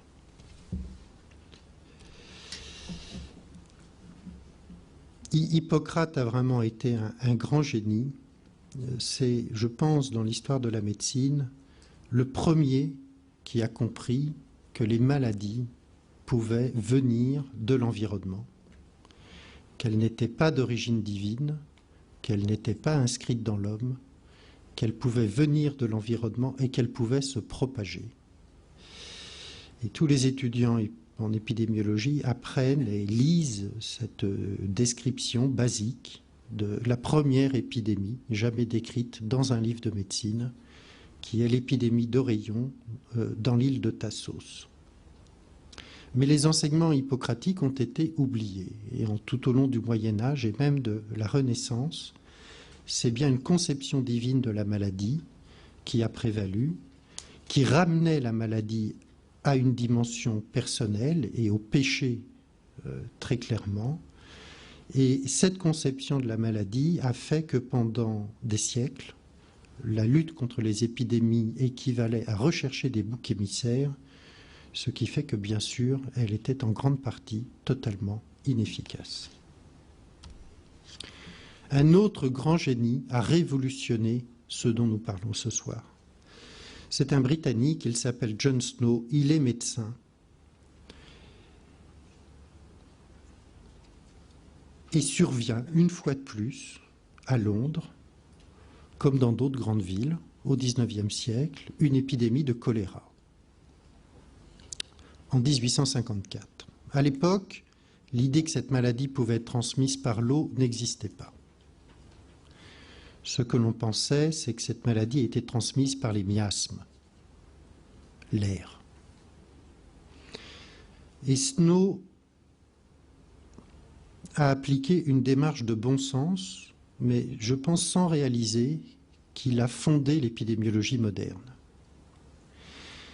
Il a commencé par surveiller et décrire, et de mettre sur une carte là où il y avait des cas et là où il n'y en avait pas. Cela lui a fait naître une hypothèse, l'hypothèse qu'il y avait plus de malades dans les quartiers desservis par une compagnie d'eau qui prélevait l'eau dans la Tamise en aval de Londres par rapport au quartier où la compagnie d'eau prélevait de l'eau en amont de Londres, dans la Tamise. Cela l'a convaincu que la maladie était liée à l'eau, mais comme il était le seul à en être convaincu, il a fait un geste héroïque sur lequel je reviendrai dans un instant. Il n'a pas fait ce tableau lui-même. Nous avons reconstitué ce tableau à partir de ses relevés de terrain. Parce qu'il n'avait pas la méthode épidémiologique. Il ne l'avait pas parce qu'il était en train de l'inventer. Aujourd'hui, on voit que le taux de mortalité quand on était approvisionné par une compagnie qui prélevait en aval, était 5 fois plus élevé que par la compagnie qui prélevait en amont. Il y avait 844 décès pour 167 000 d'un côté, entre le 8 juillet et le 26 août, 18 pour une population de 9 000 dans le quartier non exposé. Personne n'a voulu le croire, évidemment. C'était vraiment la première fois qu'on appliquait une démarche de bon sens, mais en même temps pleine de rigueur. Et le 8 septembre, absolument convaincu de la solidité de son observation, John Snow a inventé une épidémiologie dont on vient de vous parler et que j'appelle épidémiologie d'intervention. Il a saboté la pompe qui distribuait l'eau infectée. Cette pompe, on peut encore la voir, elle est dans Broad Street à Londres, et il l'a sabotée pour que les gens cessent d'être malades. C'était la notion d'une information qui devait être utilisée pour la protection de la santé. À lui tout seul, il a fait en quelques jours, quelques semaines à peine, l'ensemble de ce que l'épidémiologie sait et peut faire encore aujourd'hui. Un siècle plus tard, à Londres encore, me direz-vous. Qu'est-ce que c'est que cette ville où on est en si mauvaise santé? Pas du tout. Qu'est-ce que c'est que cette ville où on a les moyens de savoir dans quel état de santé nous sommes? Des épidémies de choléra, il y en a eu à Paris tout au long du XIXe siècle. Aucune description n'en reste disponible. Des épidémies de pollution liées à la pollution atmosphérique, il y en a eu jusqu'en 1964 à Paris. Nous en avons qu'une description très frustre. Pendant 10 jours, en décembre 1952, Londres a connu un épisode de smog, c'est-à-dire de pollution atmosphérique urbaine très acide, liée principalement au chauffage, dans des conditions anticycloniques, c'est-à-dire absence de vent, absence de dispersion des polluants, qui a fait montrer très vite les taux de polluants atmosphériques. Pour vous donner une idée, il y a eu à ce moment-là, dans la ville de Londres, jusqu'à 4000 microgrammes mètre cube de dioxyde de soufre, SO2, 4000 microgrammes mètre cube. L'année dernière, la moyenne à Paris était de 10 microgrammes mètre cube, la moyenne sur l'année, pour vous donner une idée de ce que a été cette catastrophe. Immédiatement, quelques jours après la survenue de cet épisode, vous voyez, c'est la courbe supérieure en très plein, la courbe de mortalité qui décroche, avec un pic de mortalité, et vous avez en très pointillé la courbe équivalente de l'année précédente. C'est plusieurs milliers de morts, et quand il y a des morts, c'est d'une certaine façon la pointe immergée de l'iceberg. Il y a eu également une saturation des services hospitaliers et des services de santé en général. Un malheur n'arrive jamais seul. Après cet épisode, en janvier 1953, Londres a connu, mais ça c'est assez habituel, une épidémie de grippe qui a également un impact sur la courbe de mortalité, mais comme vous le voyez, cet impact est plus prolongé et de moindre hauteur. Au total, la surface sous la courbe est environ la même. Et donc cet épisode de pollution atmosphérique avait entraîné à peu près ce qu'entraîne une épidémie de grippe à l'époque où nous n'avions pas de vaccin. Voilà un exemple très concret de ce qu'un système de surveillance épidémiologique permet de savoir. Bien sûr, cela, c'est de la surveillance rétrospective, mais on utilise aujourd'hui ce savoir non pas pour raconter des histoires un siècle et demi ou 50 ans après, mais justement, comme notre collègue de l'Organisation mondiale de la santé nous l'a bien expliqué, pour essayer d'agir le plus vite possible au début d'un épisode épidémique pour avoir les meilleures chances de la maîtriser.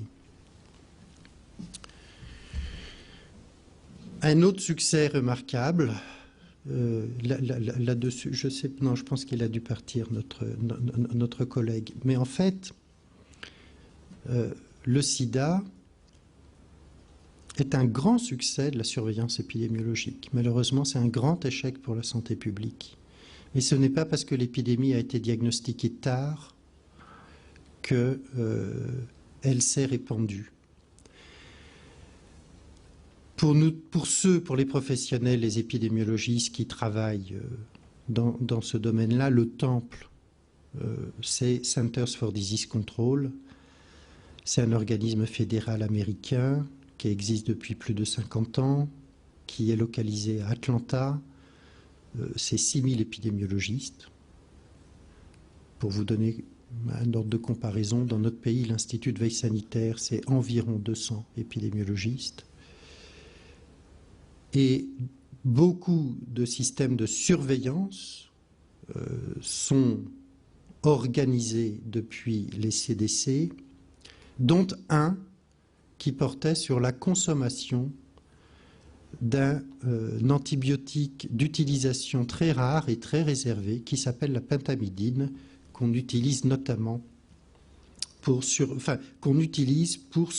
une maladie très particulière qui s'appelle la pneumocystose. Le 28 avril 1981, la personne qui était chargée de cette surveillance signale une augmentation très nette depuis le début de l'année de consommation de cet antibiotique. Et un contact est immédiatement pris avec les équipes hospitalières qui prescrivent cette pentamidine. Et à partir de là, on décrit les cas à qui cet antibiotique a été prescrit. Et dans le journal des CDC qui s'appelle Morbidity and Mortality Weekly Report, le rapport hebdomadaire de la morbidité et de la mortalité du 5 juin 1981, cette épidémie de pneumocystose de 9 cas est décrite à Los Angeles. Il s'agit que d'hommes, tous homosexuels, tous homodéprimés. Et ça, c'est le début officiel de l'épidémie de sida. Un mois après, à nouveau dans le MMWR, une nouvelle épidémie est décrite d'une nature complètement différente. C'est une épidémie d'un cancer de la peau qui s'appelle le sarcome de Kaposi, de 26 cas, dont 20 à New York, tous des hommes, tous homosexuels, tous immunodéprimés. Par conséquent, dans un pays de la taille des États-Unis, vous voyez qu'on est capable de détecter des épidémies au tout début. Il y avait moins de 100 cas de sida aux États-Unis quand le diagnostic a été fait.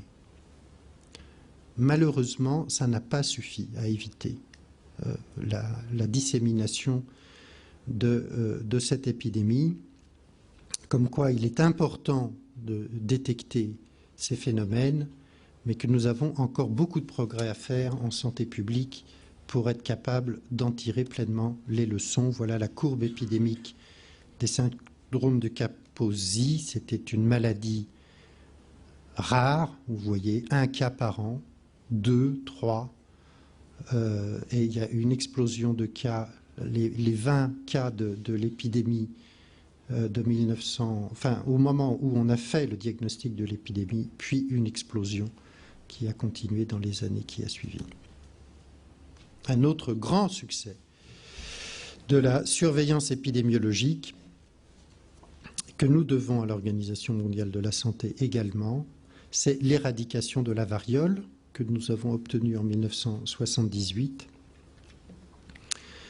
grâce exactement à ce que l'on vous a expliqué tout à l'heure, le couplage entre la surveillance, la déclaration des cas de variole et le fait que dès qu'un cas était déclaré, des équipes étaient envoyées pour vacciner autour de ce cas et que cette stratégie commencée en 1968 a progressivement porté ses fruits pour obtenir, 10 ans après la disparition de cette maladie du globe, la première que l'homme a été capable de complètement éradiquer.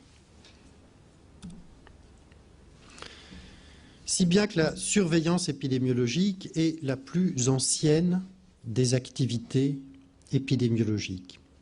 Par curiosité, en préparant cette conférence, je me suis reporté à un ouvrage non spécialisé, le Robert, et j'ai trouvé que la définition était, ma foi, très bonne.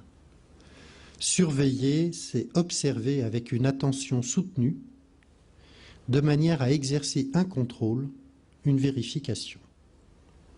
C'est très juste. C'est très juste et ça dit bien que c'est de l'information pour l'action. Le contrôle, c'est quoi dans le domaine de la santé publique? Pendant longtemps, ce fut la quarantaine. On identifiait des malades parce qu'on pensait qu'ils pouvaient être dangereux et qu'il fallait les isoler de la communauté. En 1902,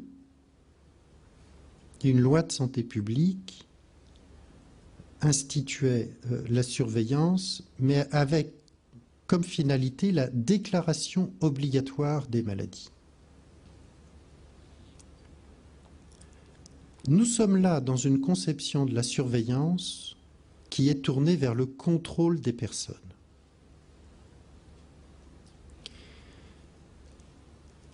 À des fins de contrôle, à des fins de vérification. L'énorme, me semble-t-il, évolution que nous avons connue, c'est que nous avons fini par comprendre que l'important dans ces situations-là, ce n'est pas la personne. Bien sûr, les personnes, c'est important. Il faut les soigner, ne vous méprenez pas sur ce que je dis. Mais du point de vue épidémiologique, ce n'est pas ça qui est important. Ce qui est important, c'est la population. Et on est passé peu à peu d'une conception de la surveillance dans laquelle on s'intéressait à la personne malade pour exercer sur elle des mesures qu'on pourrait appeler des mesures de police sanitaire, à une situation où ce qui nous intéresse, c'est de surveiller les maladies, et non plus les malades, non plus seulement les malades. Et la perspective est très différente. Au Centers for Disease Control, le grand épidémiologiste à qui nous devons notre savoir-faire s'appelle Langmuir. Et par rapport au Robert, sa définition nous apporte quelque chose de plus. Il nous dit que la surveillance, c'est le recueil, la collection, l'analyse de données et leur diffusion à ceux qui ont besoin de le savoir. C'est volontairement vague, mais c'est quand même très intéressant. Ce qui fait la marque de fabrique d'un travail de surveillance, c'est le fait qu'il s'exerce de façon continue. Nous parlons là de système d'information continu, qui marche tout le temps. On recueille des données qui sont parfois pas très précises. Les Américains disent on fait du quick and dirty, mais c'est du robuste. Mais on le fait de façon standardisée. On fait toujours la même chose tout le temps. Et ça permet de comparer dans le temps les évolutions d'une période à l'autre. Et ceci doit être couplé à des systèmes de décision, dont on a bien compris l'importance avec notamment l'extraordinaire épidémie du SRAS, où vous voyez qu'à partir d'un hôtel, le monde entier peut aujourd'hui tomber malade en raison de l'intensité des voyages aériens. La surveillance a beaucoup d'usages différents. Le premier, c'est bien sûr la détection de situations anormales. Ce fut le cas du sida, c'est le cas de la grippe, je vous le montrerai. C'est le cas de la pollution atmosphérique, on l'a vu à Londres, c'est le cas du SRAS. Il se passe quelque chose d'anormal dans la communauté. On ne sait pas forcément quoi au début. Au début du SRAS, on ne savait... D'ailleurs, je me souviens très bien, pour l'avoir vécu,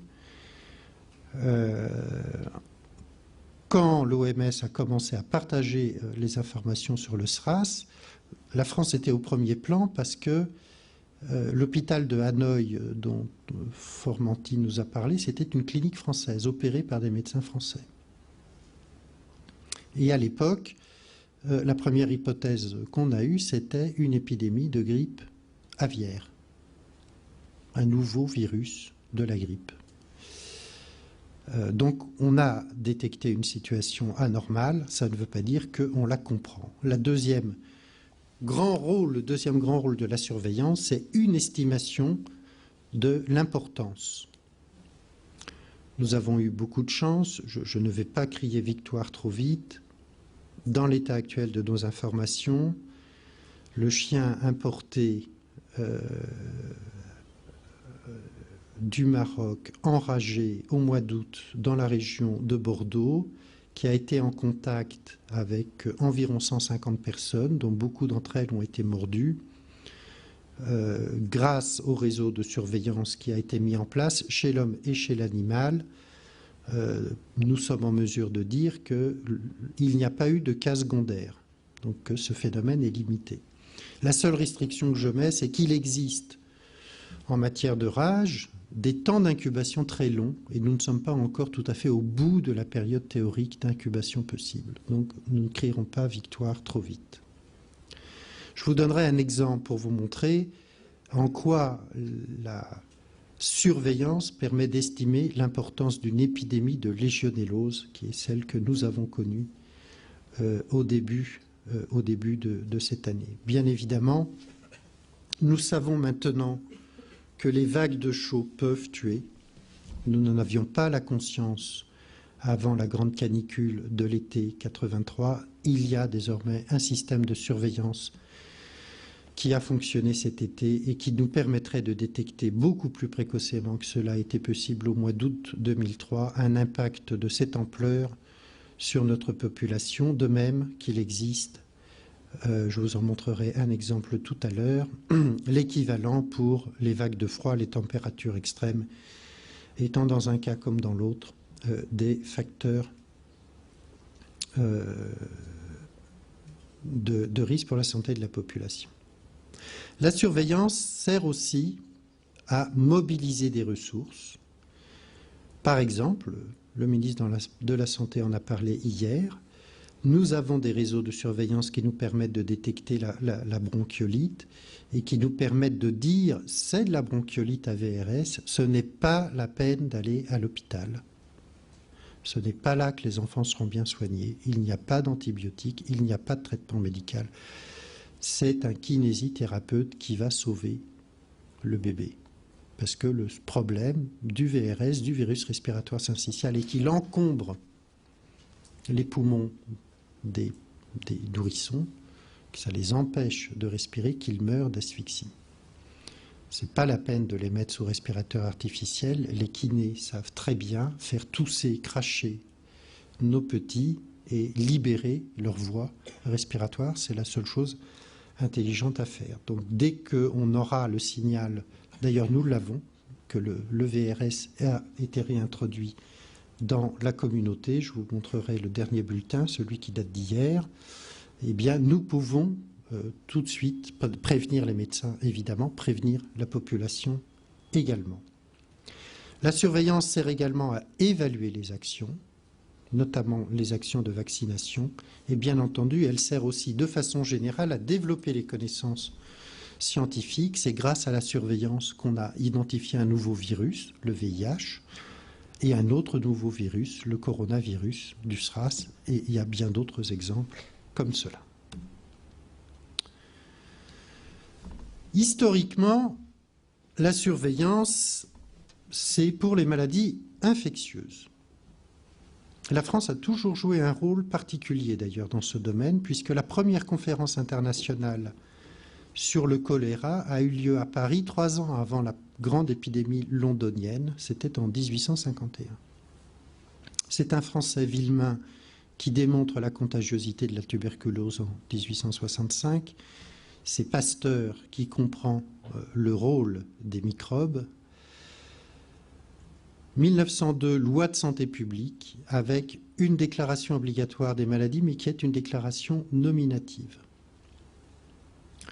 1905, un office international d'hygiène publique est créé à Paris, encore une fois, c'est l'ancêtre de l'Organisation mondiale de la santé.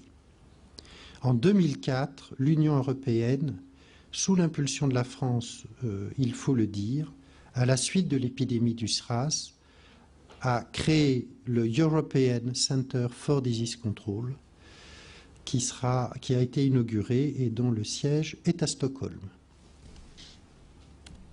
Mais, de plus en plus, la surveillance épidémiologique servira à détecter des épidémies qui ne sont pas seulement des épidémies de maladies infectieuses.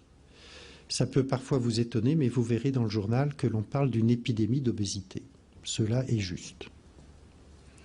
On parle pour certains cancers d'épidémie de cancer. C'est juste aussi. Ni l'obésité ni le cancer ne sont des maladies contagieuses. Donc on est parti du domaine des maladies infectieuses et on est en train d'utiliser les mêmes approches pour en fait l'ensemble des pathologies. C'est ainsi qu'on surveille les effets secondaires des médicaments. C'est ainsi que l'on a détecté la possibilité d'un effet secondaire du vaccin contre l'hépatite B. On en reparlera d'ailleurs la semaine prochaine. C'est ainsi qu'on surveille le développement de l'antibiorésistance. On surveille des comportements, par exemple la consommation de tabac est surveillée au sens épidémiologique du terme. C'est comme ça que l'on a pu savoir que le nombre de fumeurs avait diminué de presque 2 millions dans notre pays en 16 mois, etc., etc. Ce qui me semble très important, c'est les deux tendances actuelles. L'une, c'est de coupler épidémiologie et le laboratoire, la microbiologie. Ça, c'est fondamental. Et on vous l'a très bien expliqué. Il faut qu'épidémiologistes et biologistes travaillent en même temps. C'est comme cela que la cause du SRAS a été identifiée rapidement. La deuxième chose, et c'est pour moi extrêmement important, c'est le couplage avec l'activité médicale. C'est de proposer aux médecins qu'ils acceptent de plus en plus volontiers d'être des sentinelles. Et nous avons beaucoup de réseaux de surveillance épidémiologique qui fonctionnent de cette manière-là. Les médecins ont toujours été réticents en France à la surveillance épidémiologique. Et ils étaient réticents parce qu'on surveillait les malades et pas les maladies. Et que le médecin, à juste titre, est un défenseur des malades. Et que la déclaration nominative, ça l'a toujours rendu réticent. Mais quand on sort d'un système de déclaration nominative, que l'on rentre dans un système où l'on est capable de garantir l'anonymat de l'information d'un bout à l'autre de la chaîne, que l'on explique aux médecins à quoi sert la surveillance, alors on ne voit plus ces réticences et ces résistances qui ont si longtemps entravé le développement de la surveillance dans notre pays. Et de fait, depuis 10 ans, nous avons un très très fort développement grâce aux agences scientifiques qui dépendent du ministère de la Santé, mais une décision qui reste administrative. Le préfet est l'échelon premier de la décision, la plupart du temps d'ailleurs, quand un système de surveillance détecte des méningites, on en entend quasiment tous les jours parler. Ce n'est heureusement pas le directeur général de la santé qui ne pourrait faire que cela s'il devait le faire, qui s'occupe de ces problèmes-là, c'est les préfets, c'est les médecins inspecteurs de santé publique dans les directions départementales des affaires sanitaires et sociales. Parfois, pour certains problèmes, ce sont les directions du ministère de la Santé, comme la Direction générale de la santé, la Direction de l'hospitalisation et de l'organisation des soins, pour tout ce qui est du domaine hospitalier, le ministère du Travail, la Direction des relations du travail, le ministère de l'Agriculture, la Direction générale de l'Agriculture, le ministère de l'Écologie, la Direction de la prévention des pollutions et des risques, le ministère de l'Industrie, la Direction générale de la sûreté nucléaire et de la radioprotection, le ministère des Finances, avec la Direction générale de la consommation et de la répression des fraudes, qui joue un rôle très important pour la sécurité des produits de consommation que nous achetons dans les magasins. Donc c'est une administration, c'est un ensemble décisionnel très complet et aussi très complexe. Les agences, eh bien, nous avons la chance d'en avoir plusieurs maintenant.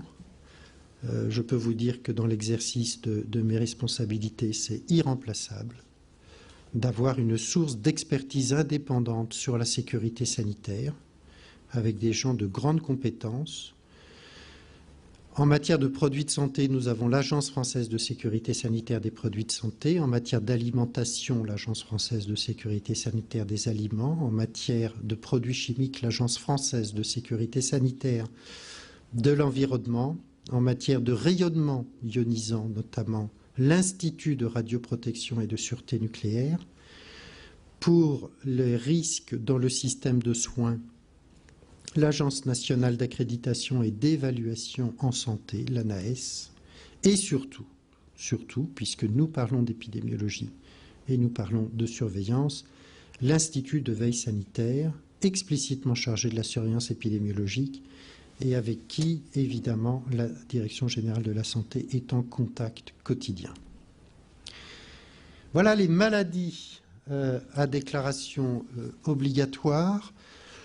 La liste, évidemment, n'a pas énormément d'intérêt, sinon que nous avons fait des progrès et nous distinguons, voyez, information pour l'action. Donc, il y a des maladies comme le charbon sur lesquelles nous savons que nous avons des actions de santé publique à prendre autour d'un cas. Il y a des maladies comme l'hépatite B et le VIH, sur lequel nous n'allons pas intervenir autour d'un cas. Nous avons besoin de surveiller les tendances. Le charbon, nous avons besoin d'une déclaration nominative. Parce que pour intervenir autour d'un cas, il faut le localiser. Et il le faut pour protéger ses proches, pour protéger les gens avec qui ils sont en contact. Nous n'avons pas besoin de connaître nominativement les gens qui ont le sida. Parce que ce qui nous intéresse, c'est la surveillance des tendances de l'épidémie.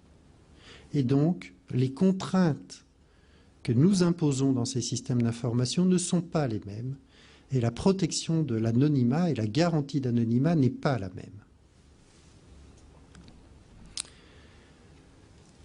La déclaration obligatoire est un très important outil de surveillance qui ne fonctionne pas si mal dans notre pays. Il y a encore des progrès à faire, mais quand même, de nombreux progrès ont été faits ces derniers temps. Et de plus en plus, les médecins ont compris et contribuent. Par ailleurs, grâce aux laboratoires et à leur informatisation, de nombreuses maladies peuvent être diagnostiquées directement depuis le laboratoire. C'est le cas du VIH. Le premier à savoir qu'une personne est atteinte du virus du sida, c'est le laboratoire qui fait le test. Et donc l'information va partir de là, directement. Vous avez la DAS qui intervient, l'Institut de veille sanitaire qui est le cœur du système nerveux. Nous sommes en contact permanent pour agir et l'Institut de veille sanitaire est également en contact avec les autres agences de sécurité sanitaire, chacune dans leur domaine.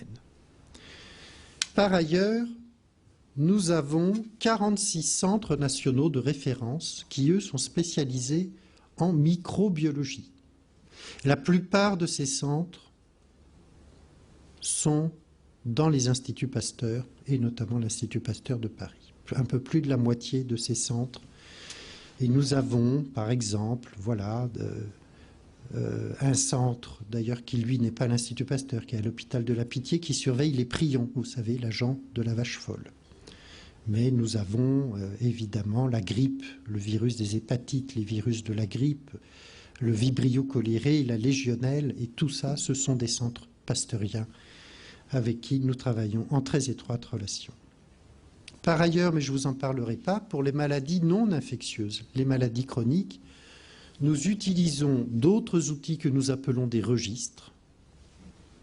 Il existe dans notre pays 21 registres du cancer, 3 registres pour les cardiopathies ischémiques, grosso modo les infarctus du myocarde, 2 registres de malformations congénitales, 2 registres de handicap de l'enfant, 1 registre pour les accidents vasculaires cérébraux, 1 pour les grossesses extra-utérines, etc., etc. Donc vous voyez la diversification des méthodes de surveillance. Le groupe régional d'observation de la grippe que j'ai eu l'honneur de créer il y a 20 ans, exactement 20 ans d'ailleurs, exactement 20 ans, et qui compte, j'étais à l'Observatoire régional de santé pour l'Île-de-France à l'époque, en lien avec l'Institut Pasteur, le professeur Hanoun et un médecin généraliste qui s'appelle Jean-Marie Cohen, qui est très connu et qui fait beaucoup de travail de surveillance épidémiologique. Nous sommes partis d'un système qui était purement francilien à l'époque, qui est devenu national aujourd'hui. Voilà le bulletin de la semaine dernière qui nous permettait de savoir que le virus de la grippe, je ne parle pas de la grippe aviaire, je parle de la grippe classique, celle pour laquelle le vaccin protège, est entré dans notre territoire avec un début d'épidémie sporadique en Poitou-Charentes. Ça, c'est le bulletin du GROG que nous avons reçu hier, qui nous montre peu de virus grippaux isolés, pas de véritable mouvement épidémique, mais, bon, vous le verrez pas vraiment, mais une courbe d'isolement des virus respiratoires syncytiaux, ceux qui rendent nos enfants malades de bronchiolite, qui se déroule, ma foi, comme la plupart des autres années, sauf l'année dernière, où vous vous souviendrez peut-être, je vous le montrerai d'ailleurs tout à l'heure, que nous avions eu une épidémie de VRS à la fois plus précoce et plus intense que les autres années.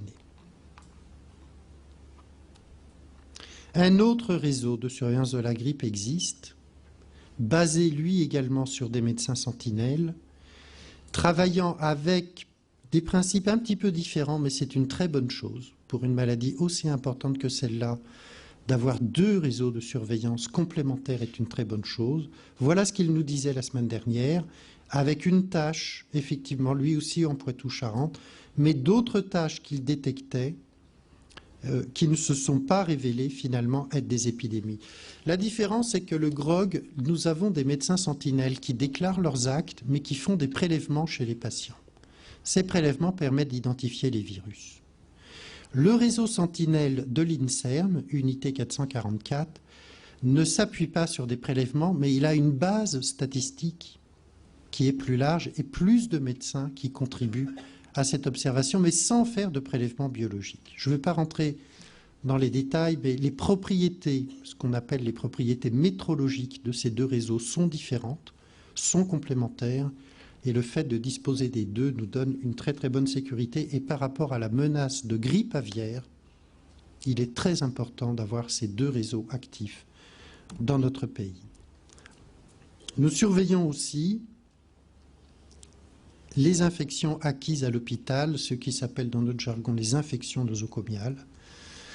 Ça se passe au sein des équipes hospitalières, mais l'Institut de veille sanitaire joue évidemment un rôle dans un contexte européen, et ceci est en plein développement actuellement. Nous avons besoin de faire des progrès pour la surveillance de ces infections. Je vous l'avais annoncé, voilà un exemple d'une surveillance reposant sur une déclaration obligatoire, la Legionellose à déclaration obligatoire, qui nous permet, dès le 3e cas, le 10 novembre, d'identifier, c'est donc quasiment impossible de faire plus vite que ça, d'identifier un événement anormal dans la région de Arnes l'année dernière. Quelques cas surviennent, rien, mais ils sont suffisants pour déclencher une enquête environnementale.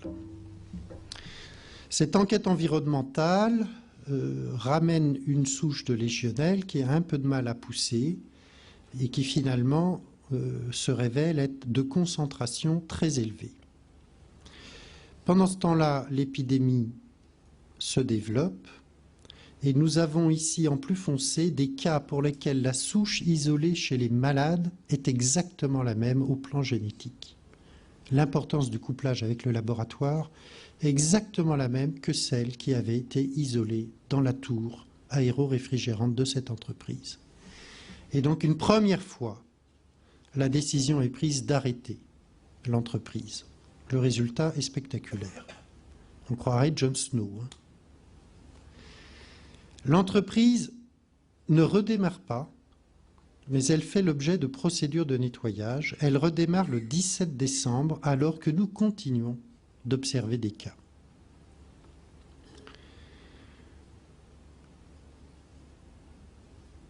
Et là, l'entreprise dit, vous voyez bien que ce n'est pas nous, puisque nous n'étions pas actifs et les cas ont continué de survenir. Sauf que quand même, l'épidémiologie, c'est l'épidémiologie. Et cette signature génétique, la même souche isolée dans l'usine et chez les malades, nous ont incité, grâce à des experts qui ont d'ailleurs travaillé très dur, y compris le jour de Noël l'année dernière, à comprendre que c'était le procédé qui a été utilisé pour nettoyer l'usine qui avait relargué dans l'atmosphère à nouveau des quantités considérables de Legionelle.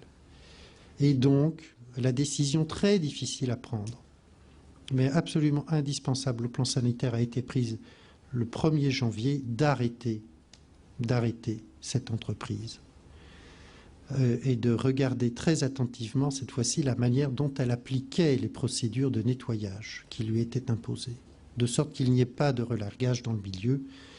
Et ce geste-là a été décisif et l'épidémie a cessé. Malheureusement, l'entreprise n'a pas rouvert. Et les emplois ont été perdus. Ce que je regrette évidemment profondément.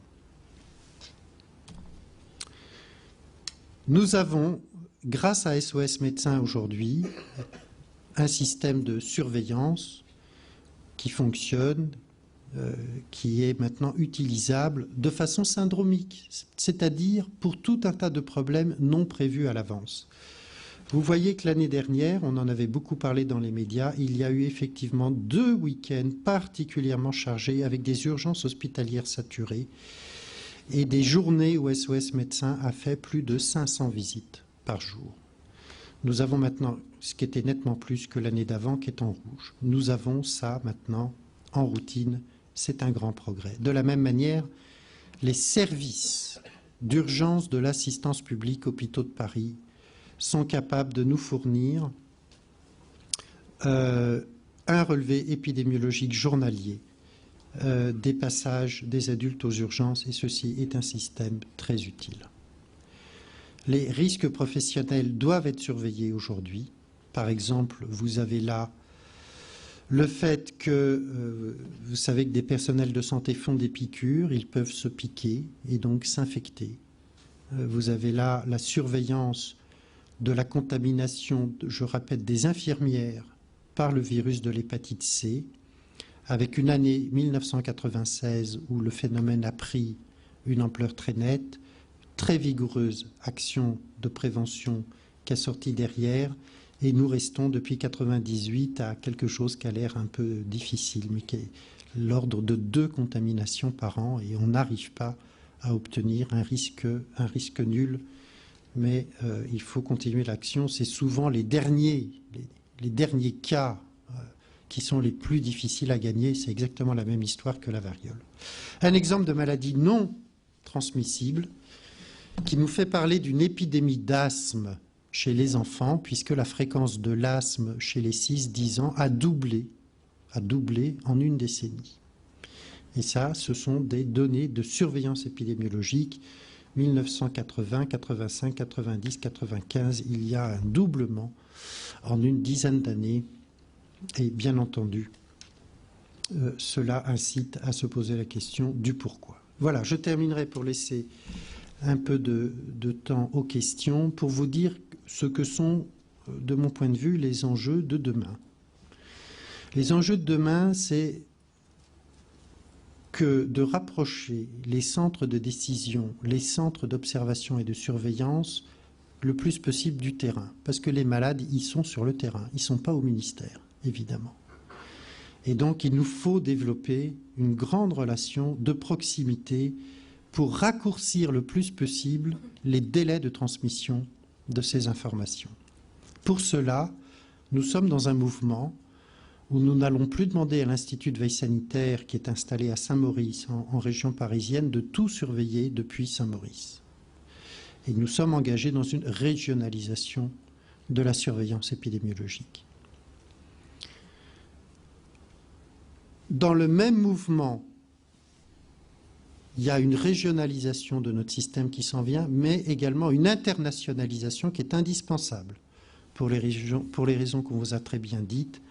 Et donc, nous contribuerons très activement au Centre européen de surveillance des maladies qui s'est installé à Stockholm. Il faut rapprocher, je vous l'ai dit, épidémiologie et biologie. C'est absolument indispensable. C'est la clé du succès pour les maladies infectieuses. Il nous faut faire face à une nouvelle menace d'une ampleur complètement inconnue et qui pose des problèmes très complexes, qui est une menace de bioterrorisme. Il nous faut mieux connaître l'impact des produits chimiques. Ça, c'est certainement un des domaines dans lequel la surveillance n'est pas développée actuellement et sur lequel, de mon point de vue, les besoins de santé publique sont les plus grands. Dans notre réflexion, il est extrêmement important de développer cette activité en protégeant la vie privée. Nous ne sommes plus à l'époque de Napoléon et on ne peut plus accepter un partage de l'information qui se retournerait contre les personnes. La surveillance, moi, m'a toujours passionné parce que cela veut bien dire que la maladie est bien sûr une affaire personnelle qui regarde chacun d'entre nous avec son médecin, mais ce n'est pas que ça. C'est aussi quelque chose qui a une signification sociale, une signification de société qui appelle l'intervention des pouvoirs publics, mais avec des règles qui doivent être respectées. Donc c'est un outil majeur de lutte contre les épidémies, la surveillance, en plein développement, qui aura encore à se développer. C'est l'activité de base de la sécurité sanitaire dans notre pays comme dans les autres. C'est la condition indispensable pour que les pouvoirs publics exercent leur mission de protection de la santé de la population. Mais cela dit, il faut bien réaliser cela, c'est que nous sommes au cœur d'une tension qui a toujours fait beaucoup de débats dans notre pays entre sécurité et liberté. Jusqu'où a-t-on le droit de s'investir dans la vie des gens, de pénétrer dans la vie des gens pour avoir de l'information épidémiologique? Où est le bon équilibre entre le besoin de sécurité et la demande de liberté? C'est à mon avis un des grands enjeux pour le développement de la surveillance épidémiologique. C'est en tout cas un de mes soucis, parce que si nous sommes insuffisamment informés, nous réagissons en retard, on nous le reproche à juste titre. Maintenant, jusqu'où a-t-on le droit d'empiéter sur la liberté et les libertés personnelles de tout un chacun pour aller chercher l'information nécessaire pour exercer le contrôle des épidémies? C'est une question qui nous concerne tous, qui, je crois, concerne d'abord et avant tout, non pas l'administration, mais notre représentation nationale et notre Parlement, qui fait la loi. Mais à mon avis, il y a un grand enjeu pour le développement des activités de surveillance qui me paraissent nécessaires, mais il y a un grand enjeu qui est qu'on soit capable de le faire tout en respectant les libertés individuelles. Merci beaucoup et je suis à votre disposition pour répondre à vos questions.